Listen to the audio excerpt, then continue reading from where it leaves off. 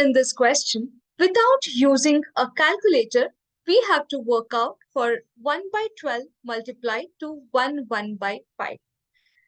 We have to simplify the fraction to its lowest terms.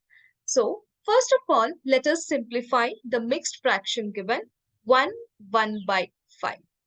1 by 5 can be written as 5 times 1 plus 1 divided by 5. That is 5 plus 1 by 5, which is equal to 6 by 5.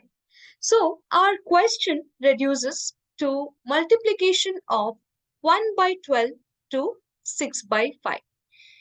Now multiplying the respective numerator and the denominator terms, we get 6 by 60.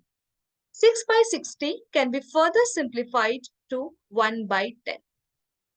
Therefore, 1 by 10 is the answer.